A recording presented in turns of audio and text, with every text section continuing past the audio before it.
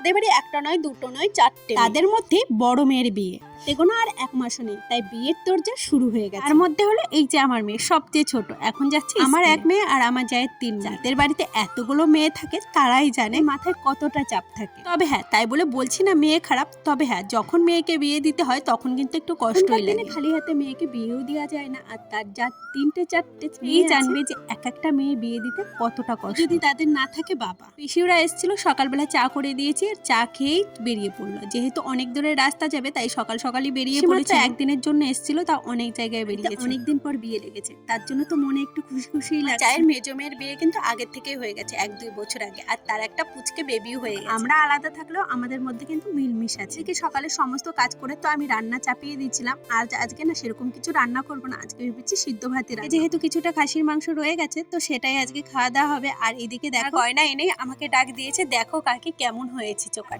ও কিছু দেখালে আমার থেকে মনে হয় ও বেশি খুশি হয়। ওকে কতক্ষণ ভালো লাগে, যতক্ষণ না ভালো বলবো ওর মনের ভিতর চলতেই থাকে আর বলতেই থাকে আমাকে কেমন লাগছে বলো, আমাকে কেমন লাগছে। এই যে আমাদের বিয়ের কোণে আরো একটা সোনার জিনিস এখন এনেছে, সেটাই দেখাবে।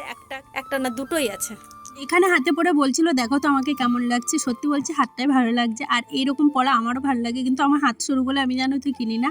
আর পলার ডিজাইনটাও বেশ ভালোই পড়েছে, কিন্তু সোনার যা দাম, একটা সোনা বানাতে গেলে হিমশিম খেতে হয়। আমি এখনই ভাবি আমার মেয়ের যখন বিয়ে হবে তখন সোনার দাম কতটা হবে, সেটাই ভাবি এখন। আজকে কিন্তু সেরকম একটা কাজ বাজ ছিল না, কেননা রান্না না থাকলে জানো তো সকালবেলা অনেকটাই কাজ কমে যায়। যেহেতু আজকে একদমই সিদ্ধ ভাত করেছিলাম আর সাথে কিন্তু কিছুই করিনি। তবে হ্যাঁ, আমার জায়ের ঘর থেকে দুপুরে তরকারি বোন এসেছিল, বোনকে আবার খেতে দিয়েছিলাম, আমি কিন্তু আর খাইনি। এবারে ভাবলাম ঘরটা মুছে নিই, যেহেতু সব কাজই হয়ে গেছে, ঘরটা মুছে এখন স্নান করে আসবো। এখন মোটামুটি ঘড়ির পাটটা কাটাতে ভেবেছি ঘর দৌড় মুছে 12টার মধ্যে আজকে পুজো দেবো। আসতে হবে, আসি, দেখা হচ্ছে নেক্সট ভিডিওতে।